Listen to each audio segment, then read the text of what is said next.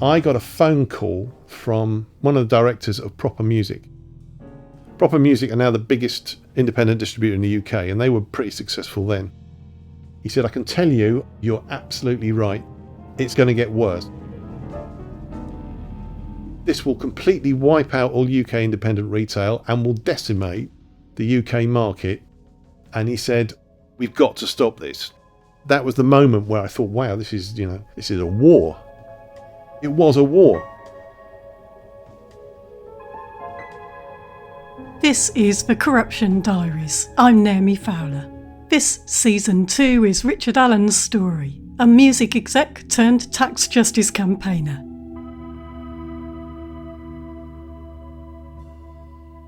Richard had realised that an odd tax loophole was threatening to ruin everything he'd built up over many years. He'd got into music out of his love for authenticity, creativity, community, and just great playing. He'd managed to build a life for himself where he could share that passion and make a living out of it. And in 2003, he'd decided to concentrate on his mail order business, which sold CDs. But a company called Play.com was undercutting the sales of his records on his own record label by sending the products via the Channel Islands, which meant they were avoiding a 20% sales tax he was having to pay. Play.com was becoming a household name due to its success, so its sales were just going up and up and up. There was a programme on television, The Greatest Films Ever Made. In the advert slots, Play.com, Play.com, Play.com. They had dominated the market. This company was everywhere. It might surprise you to know that multinationals like Amazon and a big record store chain at the time called HMV tried to stop this loophole. In 2004, Amazon and HMV had gone to the Treasury. They had said, you have got to stop this. Both companies were reported to have had informal meetings with people at the Treasury, the UK's Economic and Finance Ministry. Certainly for HMV, trying to stop this race to the bottom may have been more about protecting its high street stores from the rising popularity of cheaper online purchasing. And both businesses may have wanted to avoid the expense of uprooting their physical supply and delivery bases. Whatever their motivations, their efforts came to nothing. But even though other companies may have been fighting this tax loophole behind closed doors, Richard found himself very much alone doing his public campaigning. I started getting publicity in the music industry press. Nobody was talking about this publicly. No retailer wants to talk about VAT because the public don't want to pay it. And if you go on the news and say, we charge VAT, we're really cheesed off that Play.com don't, everyone's going to go and buy it from Play.com. So nobody could talk about it. I became the standard bearer for the entire music industry on this issue. And the only reason I did that was because I thought they would close it down the moment we started campaigning on it. If you allowed one company to evade VAT, everyone else would have to do it. Now market distortions were coming thick and fast. Then HMV, a different one to the one you may know that's operating today, a huge player in the market at the time, made a big decision that was going to have huge consequences for the entire UK music industry. HMV made a public announcement that they were moving to the Channel Islands. It basically said that we had tried for as long as we could to resist it, but we had to move there in order to remain competitive. Lots more retailers jumped on the bandwagon following the likes of Play.com and HMV, offering customers these lower VAT-free, sales tax-free prices, undercutting the competition and causing huge tax revenue losses. They included Tesco, Asda, Sainsbury's, Boots Opticians and Dolland and Aitchinson, as well as Moonpig.com, The Hut and, of course, Amazon. In many ways, this story is an early indicator of the bigger tax abuses that were to come from the giant companies which now dominate online sales. Tax became their weapon for killing off competitors, distorting markets, and in the end, driving up prices for everyone. For Richard, the stakes were increasing every day. While he was fighting to stop this loophole, he was trying to keep his music mail order business, the Freak Emporium, afloat. We were having to sell stuff in larger quantities, cheaper, with less staff. The guys I had working for me were killing themselves doing this. And more products were becoming impossible to sell because we couldn't compete at all, as Play.com got more and more of the market share because they were the cheapest. And I could see that the reason why we were failing was because of something that was completely out of my control, that was being imposed upon us by, higher power. I felt I was in a war with whatever it was that was causing this to happen, and I was trying to end it in order to be able to save my business. He'd already been speaking a lot to the press, trying to raise the alarm. In 2005, he started engaging with the government too. A group called the Forum for Private Business, the FPB, asked him to appear as a witness at an all-party parliamentary committee in Westminster, London. I'd never done anything like that before. I'd never been to Parliament. To be honest, at that point, all of that stuff was irrelevant to me. I had no interest in it. I was running a record label. I went along and gave evidence about the impact that this was having on my business and how it needed to be stopped. I thought, right, this is really important. I've given evidence to Parliament, this will be fixed. Little did I realise an all-party parliamentary committee isn't anything other than a sort of conversation in a corridor in Westminster. They produced this report that made recommendations that the trade was shut down immediately, otherwise it would damage the UK. And of course that was just chucked in the bin or ignored by whoever had the responsibility for that. The FPB asked me to put together a dossier, so I made test purchases from all of these companies, Amazon, Play, HMV, and just to make it interesting, I purchased my own product. So my own label was, by this point, being shipped via the Channel Islands. I knew what it cost at wholesale, I knew who sold it, and I knew how it got to HMV in Guernsey. The stuff was going automatically out to the HMV website and being sold at a ridiculously low price, undercutting all the UK shops.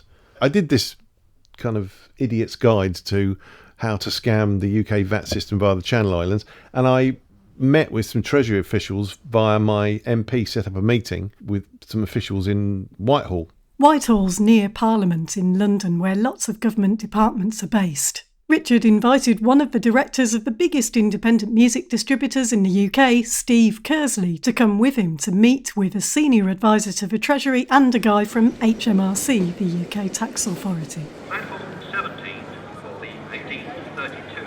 Quite an adventure going up to London. Went into the Treasury building, met these two guys who were quite friendly. I gave them this dossier and I said, here's everything you need to close this down. Steve came with me to that first meeting.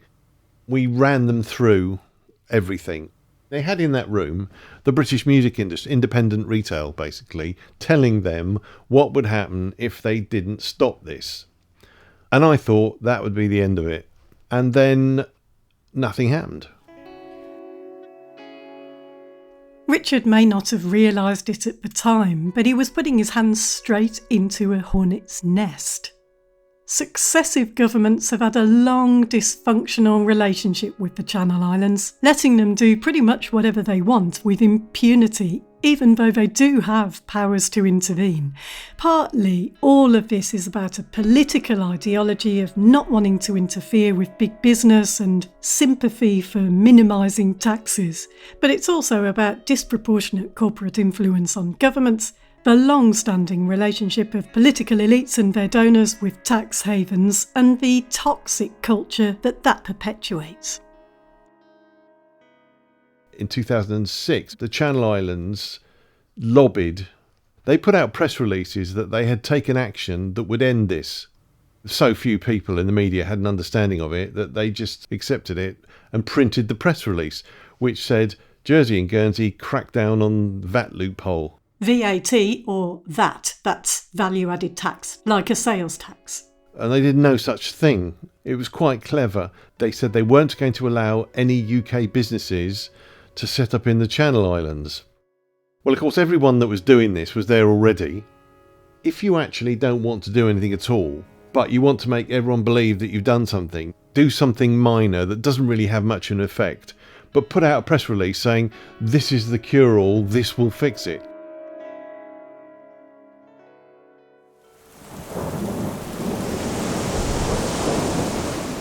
There was a Take That album that came out after their reunion in 2006.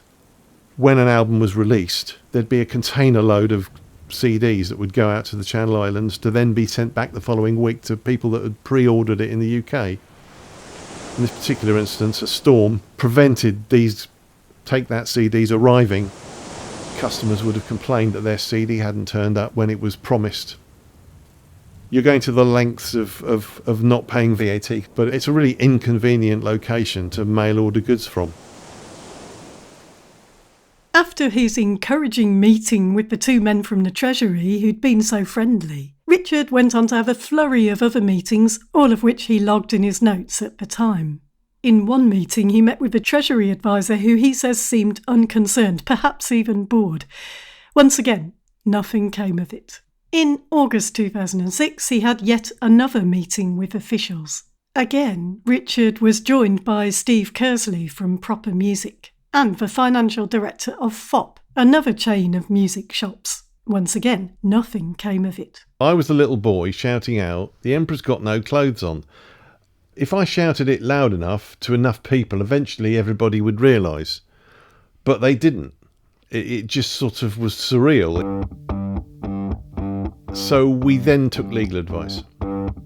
FOP, Proper, me, Music Zone, went to barristers' chambers.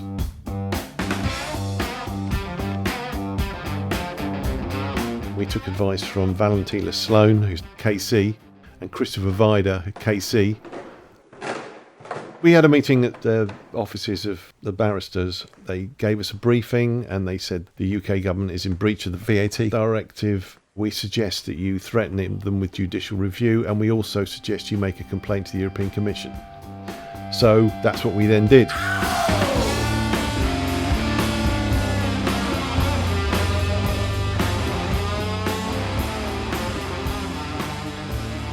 So, a judicial review is a type of court proceeding where a judge reviews the lawfulness of a decision or action made by a public body. The idea was that we would say in court that the way the law was being applied was illegal and that it should be shut down. And we would hopefully get the court to rule in our favour. And we wanted Channel Island mail order goods removed from LVCR, and that would have put an end to it immediately. LVCR, that's low value consignment relief. It meant at the time that items sold individually below £18 were exempt from VAT or sales tax. Because of the Channel Islands' special status with 1 foot in and 1 foot out of the UK, they seemed happy to set themselves up as a base for businesses to exploit this loophole and dodge the tax, while businesses not prepared to do that were paying it. Somebody has to be the person that's on the legal documents. I volunteered to be the sort of face of the judicial review. It would be funded by FOP and Music Zone. The barristers wrote the letter to the Treasury. The letter basically challenged them and said, you're in breach of the directive, you're allowing abuse of low-value consignment relief.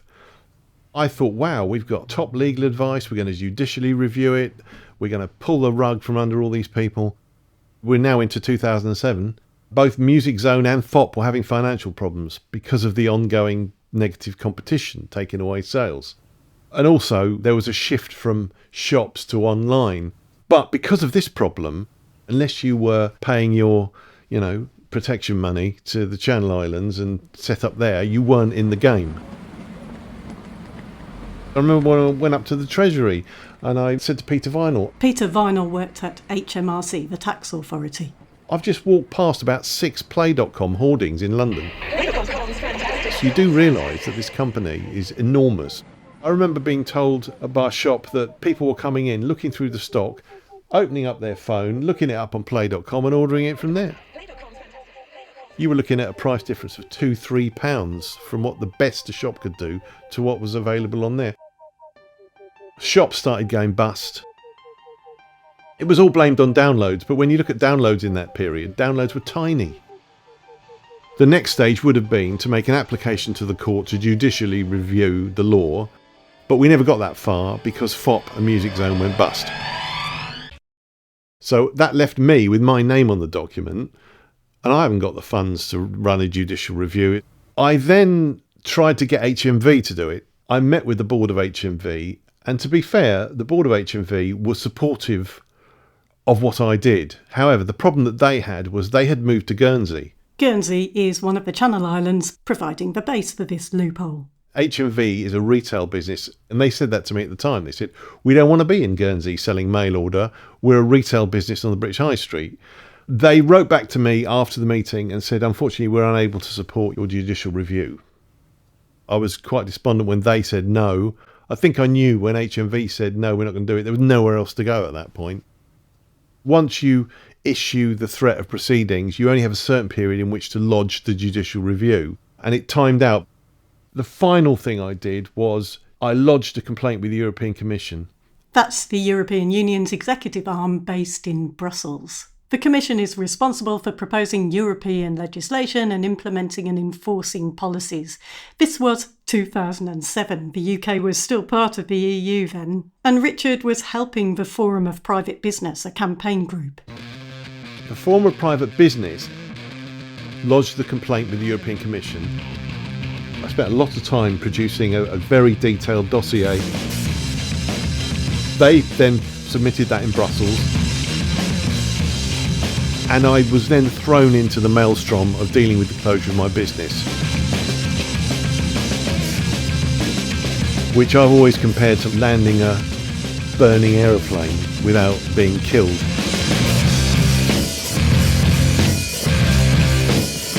More on that in the next episode. You've been listening to The Corruption Diaries with me, Naomi Fowler, produced by me and by Leo Schick. Sound design also by Leo Schick. Delirium Records music used in this episode was courtesy of Cherry Red. If you liked a song, see the track listing in the episode notes.